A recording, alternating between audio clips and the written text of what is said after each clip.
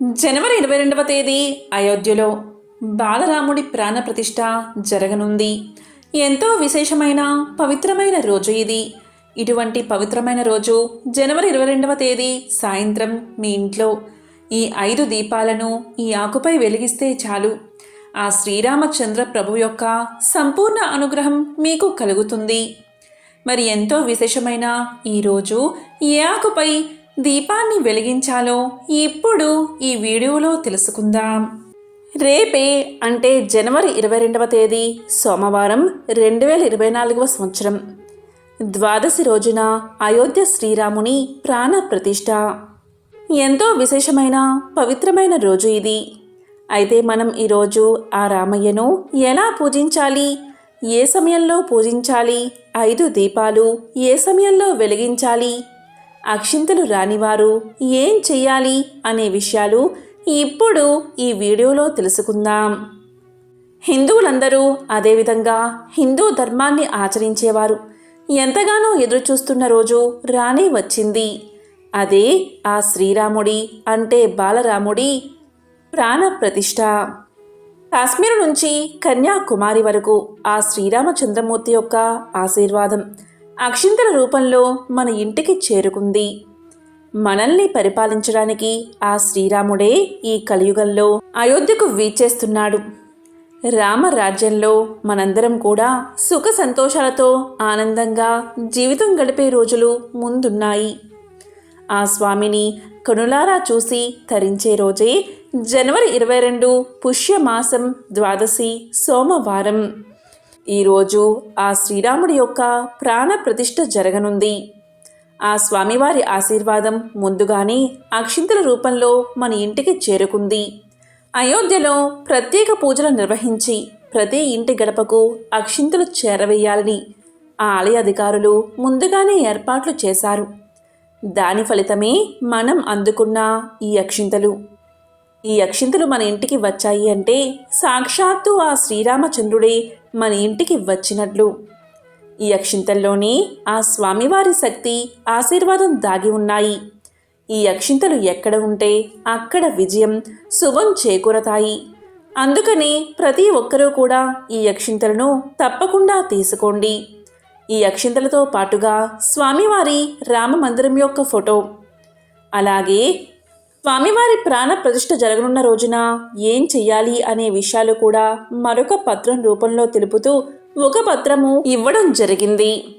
శ్రీరాముడు పుట్టిన అయోధ్యలోని 3 అంతస్తుల మందిరంలో బాలరాముడు కొలువు తీర ఉన్నాడు. ఆ చిత్రపటమే ఈ మందిరం. అయోధ్యలో ఈ 22వ తేదీన స్వామివారి ప్రాణ ప్రతిష్ఠ వైభవంగా జరగనుంది.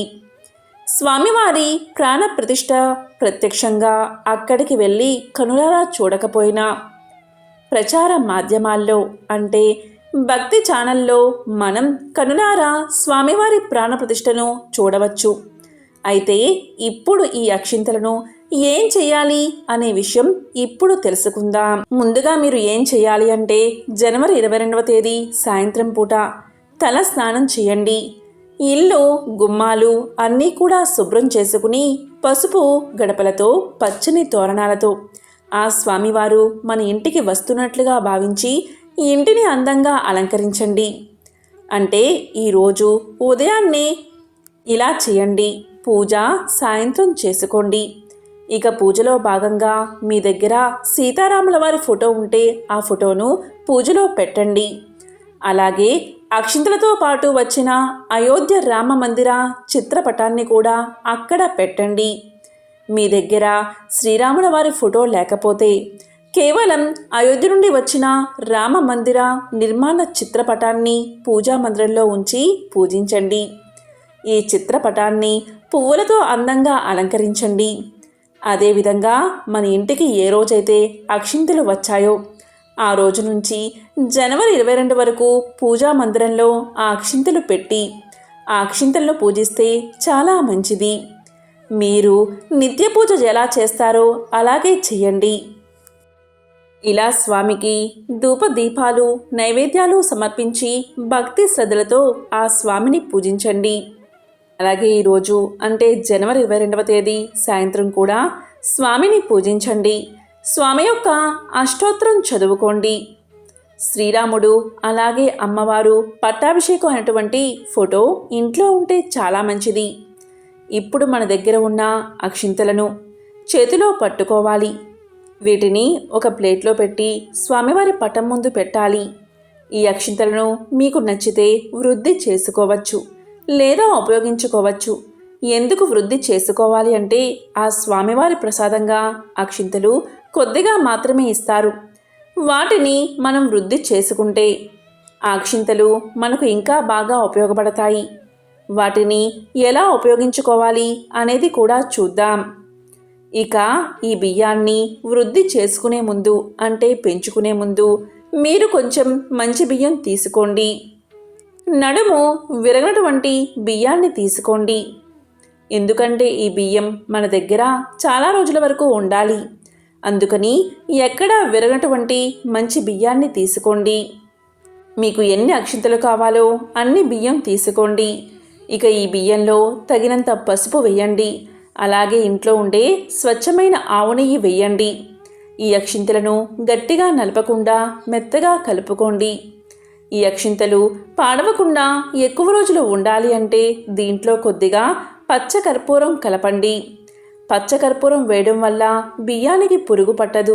అలాగే మంచి సువాసన కూడా వస్తుంది. ఇలా వీటన్నిటినీ కూడా కలపండి. బియ్యంలో ఎక్కడా కూడా తెలుపు రంగు లేకుండా పసుపు రంగులో ఉండేలా కలపండి. ఇప్పుడు ఈ అక్షింతలను కూడా ఇలా పూజలోనే స్వామివారి ముందే పెట్టండి. ఈ అక్షింతలతో పాటుగా పసుపు, కుంకుమ, పువ్వులు అన్నీ కూడా ప్లేట్లో పెట్టుకోండి. ఇక మనకు అయోధ్య నుండి వచ్చిన అక్షింతలను కూడా మనం కలుపుకున్న అక్షింతల పైనే పెట్టుకోవాలి. మనకు వచ్చిన అయోధ్య రామమందిరం ఫోటోకి కూడా కొద్దిగా చందనం, కుంకుమలతో బొట్టు పెట్టి పూజా మందిరంలో పెట్టుకోవాలి. మీలో ఎవరికైనా అయోధ్య రామమందిర అక్షింతలు రాకపోతే మీకు దగ్గరలో ఉన్న రాములవారి ఆలయానికి కానీ ఆంజనేయుడి ఆలయానికి కానీ వెళ్ళి అయోధ్య అక్షింతలు అడిగితే ఇస్తారు. ఎందుకంటే అవి ముందుగానే మందిరాలకు చేరుకున్నాయి. అందుకనే వారిని అడిగితే మీకు ఇస్తారు. మీకు ఎక్కడా కూడా లభించకపోతే ఎవరి దగ్గర నుంచైనా కనీసం 2 అక్షింతలు తీసుకుని వాటిని మీ అక్షింతల్లో అంటే మీ పూజా మందిరంలోని అక్షింతల్లో కలిపినా సరిపోతుంది. ఇక అస్సలు దొరకని వారు మీరు మీ ఇంట్లో అక్షింతలు చేసుకుని వాటిని గుప్పెట్లో పట్టుకుని శ్రీరామ శ్రీరామ అనే నామాన్ని జపిస్తే అవి ఆ స్వామివారి శక్తితో నిండిన అక్షింతలే అవుతాయి. అదేవిధంగా మీరు ఎప్పుడైనా అక్షింతలు కలిపేటప్పుడు శ్రీరామ మంత్రాన్ని జపిస్తూ అక్షింతలు కలిపితే ఆ శ్రీరాముడి శక్తి ఆ అక్షింతలకు చేరుతుంది. ఈరోజు తప్పనిసరిగా ఏ మంత్రాన్ని జపించాలి అంటే అదే రామమంత్రం. శ్రీరామ జై రామ జై జై రామ, శ్రీరామ జై రామ జై జై రామ అనే మంత్రాన్ని జపిస్తే అన్నీ మీకు విజయాలే కలుగుతాయి, పాపాలన్నీ తొలగిపోతాయి. అదేవిధంగా ఈరోజు తారక మంత్రాన్ని తప్పనిసరిగా పఠించండి. అది ఏంటి అంటే శ్రీరామ రామ రామేతి రమే రామే మనోరమే సహస్రనామ తత్తుల్యం రామనామ వరాననే. శ్రీరామ రామ రామేతి రమే రామే మనోరమే సహస్రనామ తత్తుల్యం రామనామ వరాననే. ఈ మంత్రాన్ని తప్పనిసరిగా పఠించండి. ఎవరైతే ఈ తారక మంత్రాన్ని పఠిస్తారో వారికి విష్ణు సహస్రనామం పారాయణ చేసిన ఫలితం దక్కుతుంది. అదేవిధంగా శివ పంచాక్షి మంత్రం జపం చేసిన ఫలితం కూడా వారికి తప్పకుండా దక్కుతుంది. ఈరోజు సాయంత్రం తప్పనిసరిగా 5 దీపాలు వెలిగించాలి. ఈ దీపాలను కుందుల్లో అయినా మట్టి ప్రమిదల్లో అయినా లేదా పిండి దీపాల్లో అయినా ఈ 5 దీపాలు వెలిగించవచ్చు. ఈరోజు సాయంత్రం ఇలా 5 దీపాలు మీ ఇంట్లో పూజా మందిరంలో వెలిగిస్తే మీ ఇంట్లో ఆ శ్రీరాముడి ఆశీర్వాదం తప్పక కలుగుతుంది. ఈరోజు సాయంత్రం 2 దీపాలు మీ ఇంటి గడప దగ్గర, 2 దీపాలు మీ పూజా మందిరంలో, ఇంకొక దీపం తులసికోట దగ్గర పెట్టుకోవాలి. ఎందుకంటే స్వామివారి ప్రాణ ప్రతిష్ఠ జరిగే రోజున సాయంత్రం సూర్యాస్తమయం తర్వాత దేవతలను ప్రసన్నం చేసుకోవడానికి ఇంటి ముందు దీపాలు వెలిగించాలి. ఇలా 5 దీపాలు తప్పక వెలిగించాలి. దీపావళి పండుగకు ఏ విధంగా ముంగిట్లో దీపాలు పెడతామో అదేవిధంగా శ్రీరాముడి ప్రాణ ప్రతిష్ఠ జరిగే రోజున కూడా తప్పకుండా ఈ విధంగా ఇంటిని దీపాల కాంతులతో అందంగా అలంకరించాలి. ఎవరైతే రామ తారక మంత్రాన్ని జపిస్తారో అటువంటి వారికి విష్ణు సహస్రనామం జపించిన ఫలితమే కాదు, శివ సహస్రనామ ఫలితం కూడా లభిస్తుందని పురాణాలు చెబుతున్నాయి. ఇక పూజ చేసుకున్న తర్వాత మనకు వచ్చిన అక్షింతలు పట్టుకుని స్వామివారికి నమస్కారం చేసుకుని ఈ అక్షింతలను మనం కలుపుకున్న అక్షింతల్లో వేసి ఆ అక్షింతలను వృద్ధి చేసుకోవాలి. మనం చేసుకున్న అక్షింతలు అలాగే శ్రీరామ మందిరం నుంచి అక్షింతలు అన్నీ కలిసిపోయి వాటికి దివ్య తేజస్సు వస్తుంది, దివ్య శక్తి వస్తుంది. అదేవిధంగా ఈ అక్షింతల్లో ఒక తులసి దళాన్నైనా ఉంచండి.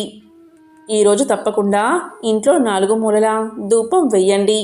స్వామికి కూడా ధూపాన్ని చూపించండి. ఆ బాలరామయ్య యొక్క ఆశీర్వాదం మాపై ఎల్లప్పుడూ ఉండాలని కోరుకుంటూ నమస్కారం చేసుకోండి. ఈ విధంగా జనవరి 22వ తేదీ సాయంత్రం సమయంలో పూజ చేసుకోవాలి. ఉదయం మాత్రం నిత్య పూజ ఎలా అయితే చేసుకుంటామో అలాగే చేసుకోండి.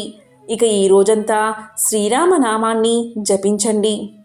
జై శ్రీరామ్ జై శ్రీరామ్ అంటూ ఉండండి. ఇలా పూజంతా పూర్తయ్యాక మనం పూజలో పెట్టిన అక్షింతలు కొద్దిగా తీసుకుని శిరస్సుపైన వేసుకోండి. మిగతా అక్షింతలను మీరు డబ్బులు దాచుకునే ప్రదేశంలో కానీ లేదా పూజా మందిరంలో కానీ పెట్టుకోండి. అదేవిధంగా మగవారు ఏ పని మీదైనా బయటకు వెళ్ళే సమయంలో కనీసం 2 అక్షింతలను వాళ్ళ పర్సులో పెట్టుకుని వెళ్తే చాలు. మీరు చేపట్టే పనులు ఎటువంటి ఆటంకం లేకుండా పూర్తవుతాయి. ఆడవారు కూడా పెట్టవచ్చు. ఇక ఈ అక్షింతలను బియ్యంలో కలుపుకుని ఆ భోజనాన్ని స్వీకరించితే మనకు అనారోగ్య సమస్యలు దూరమవుతాయి. మాంసాహారం తినేటప్పుడు ఈ బియ్యాన్ని ఉపయోగించకూడదు. అదేవిధంగా కొన్ని అక్షింతలను డబ్బులు పెట్టుకునే ప్రదేశంలో మీ హ్యాండ్ బ్యాగ్లో చిన్న పొట్లంలా కట్టి పెట్టుకుంటే డబ్బులు వృద్ధి చెందుతూ ఉంటాయి. అదేవిధంగా పిల్లలకు చక్కని విద్య వస్తుంది. ఎవరికైనా ఈ అక్షింతలు దొరకకపోతే మీ చేత్తో మీరు కలుపుకున్న అక్షింతలు కొద్దిగా అయినా ఇవ్వండి. ఇలా చేస్తే మీకు మంచి జరిగేలా ఆ శ్రీరాముడు ఆశీర్వదిస్తాడు. కొంతమంది బియ్యం ఎక్కువ కాలం ఉంటే పురుగులు పడతాయని భయపడతారు. అలా అనుకునేవారు ఏం చెయ్యాలి అంటే జనవరి 22వ తేదీ ప్రాణ ప్రతిష్ఠ తర్వాత సాయంత్రం వీటిని మీరు పొంగలి చేసుకుని అంటే పొంగలి చేసుకునే సమయంలో వీటిని కలుపుకుని దాన్ని ప్రసాదంగా అందరూ తీసుకుంటే వాటిని సంపూర్తిగా వినియోగించినట్లు అవుతుంది. వృద్ధి చేసుకుని పురుగు పట్టకుండా కొన్ని రోజులు వినియోగించుకోవాలంటే వృద్ధి చేసుకోండి.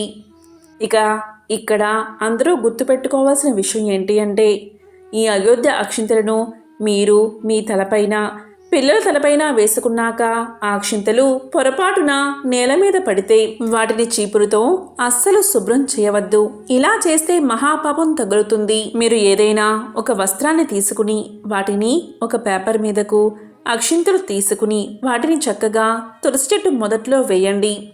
లేదా ఎక్కడా తొక్కని ప్రదేశంలో చెట్టు మొదట్లో వేయండి. అంతేకాని చీపురుతో శుభ్రం చేసి డస్ట్బిన్లో వేయకండి. ఇలా చేస్తే పరమదరిద్రం కలుగుతుంది. 500 సంవత్సరాల తర్వాత మళ్ళీ శ్రీరామచంద్రమూర్తి అయోధ్యను పరిపాలన చేస్తున్న సందర్భంగా ఈరోజు సాయంత్రం మనం 5 దీపాలను వెలిగించి ఆ స్వామికి ఆహ్వానం పలుకుదాం. అదేవిధంగా ఈ 5 దీపాలను ఏ ఆకుపై వెలిగించాలి అంటే దీపాలను కుందుల్లో కానీ ప్రమిదల్లో కానీ అలాగే పిండి ప్రమిదల్లో కానీ ఈ 5 దీపాలు వెలిగించవచ్చు. ఈ దీపాలు వెలిగించే ముందు దీపాల కింద ప్లేటు కానీ పెట్టుకోవాలి. లేదా మీరు తమలపాకును శుభ్రంగా కడిగి 2 తమలపాకులు తీసుకుని వాటిని శుభ్రంగా కడిగి వాటిని పసుపు కుంకుమలతో అలంకరణ చేసుకుని వాటి మీద ఈ ప్రమిదలు పెట్టి దీపారాధన చేస్తే చాలు. ఎందుకంటే తమలపాకులో సర్వదేవతలు ఉంటారు. ఈ విధంగా తమలపాకు పైన ఇలా దీపారాధన చేస్తే ఆ సకల దేవతల అనుగ్రహం మీకు కలుగుతుంది. జై శ్రీరామ్ జై హనుమాన్.